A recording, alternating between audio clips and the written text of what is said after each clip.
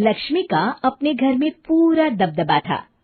Hitler की तरह वो सारा काम अपने पति और बेटे से करवाती। धीरे धीरे उसके पति की तबीयत खराब रहने लगी। सुनो जी, अब आप बुजुर्ग हो गए हो, काम में भी अब हाथ आपके फुर्ती से नहीं चलते।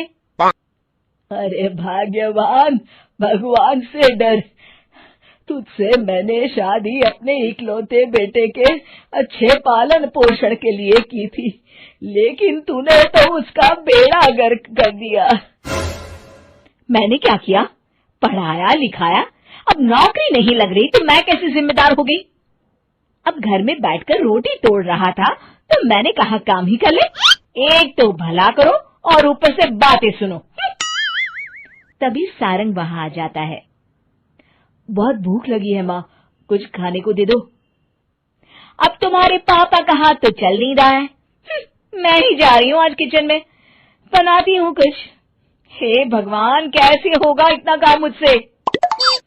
लक्ष्मी किचन में काम कर रही होती है कि तभी अचानक उसे आइडिया आता है। अरे मैं भी ना, अरे यहाँ तो फ्री की नौकरानी ला सकती हूँ मैं, फिर मैं क्यों खाना बना रही हूँ? उस दिन लक्ष्मी सारंग की पसंद का खाना बनाती है और बैठकर उसे बड़े ही प्यार से खिलाती है। खा ले बेटा, खा ले, पेट भर के खा ले। अरे रुक, मैं तेरे लिए ना गर्मा गर्म रोटियां लाती हूँ। सारंग और उसके पिता एक दूसरे की ओर बड़े ही हैरानी से देखते हैं। बेटा सारंग, जरूर दाल में कुछ काला है, वरना ये औरत तो हमें बासी खाना भी सुकून से ना खाने दे। सुनील की बात लक्ष्मी सुन लेती है और जोर जोर से चिल्लाने लगती है। अरे हाँ, भलाई का तो जमाना ही नहीं रहा। एक तो आग में खुद को जलाकर तुम लोगों के लिए खाना बना रही हूँ और ऊपर से तुम्हें दाल काली लग रही है। अरे माँ, पिताजी का ये मतलब नहीं था, तुम बुरा मत मानो। अरे हाँ बेटा, तू कहता है तो मान लेती हूँ। लक्ष्मी सारंग के पास बड़े ही प्यार से बैठ जाती है और फिर कहती है, बेटा मैंने ना तेरी शादी करने की सोच ली है। अब तेरे पिताजी के हाथ भी नहीं चलते, तो सोच रही हूँ तेरे लिए बीवी ले आऊं। अब पता नहीं ना मैं भी कब मर जाऊं। अब ऐसे भाग्य भी कहाँ है हमारे। क्या कहा? अरे हाँ, तुम तो चाहते ही हो कि मैं मर जाऊं, लेकिन मैं अपनी प्यारी बहू का चेहरा देखे बिना नहीं मरूंगी। हाँ माँ, शादी तो मैं कर लूं, लेकिन मैं नौकरी नहीं करता, फिर कोई क्यों देगा मुझे अपनी बेटी? अरे क्यों नहीं देगा बेटी?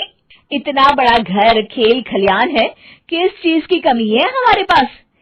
जो आएगी राज करेगी, राज। हम तो ना कर पाए राज, ये बोलो कि एक और नौकर तुम्हारे पास आ जाएगा। मैं कहती हूँ चुप हो जाओ। अरे खुद के घर का खाना बनाएगी तो क्या नौकरानी हो जाएगी? अब तुमसे तो किचन का काम होता नहीं, तो कोई तो करेगा ना। ठीक है माँ, तुम जैसा सही समझो बस। अब मेरी एक शर्त है, लड़की जो भी हो वो दिखने में कैसी भी हो या कहीं की भी हो, बस पढ़ी लिखी होनी चाहिए। अरे हाँ, ला देंगे पढ़ी लिखी बेटा, मैंने कौन सा काम करवाना है उससे। हाँ। और फिर एक दिन पास के गांव की ही रति से सारंग की शादी हो जाती है।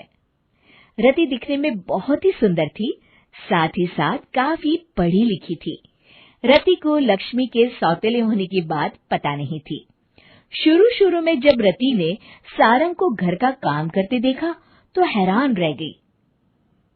अरे ये तो अच्छी बात है कि आप घर का काम करते हैं, लेकिन मैं तो घर में ही हूं ना, आप क्यों कर रहे हैं जी?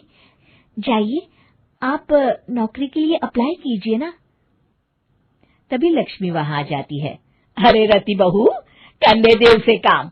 और हाँ, मेरे घर के कुछ नियम है, कायदे हैं, यहाँ बीच में ना ही बोलो तो तुम्हारे लिए अच्छा होगा। रति को लक्ष्मी की बात कुछ अजीब सी लगती है। वो समझ नहीं पाती है कि वो ऐसा व्यवहार क्यों कर रही है, लेकिन उसे लक्ष्मी के सौतेले होने के बारे में कुछ पता नहीं चलता है। फिर एक दिन तो हद ही हो जाती है।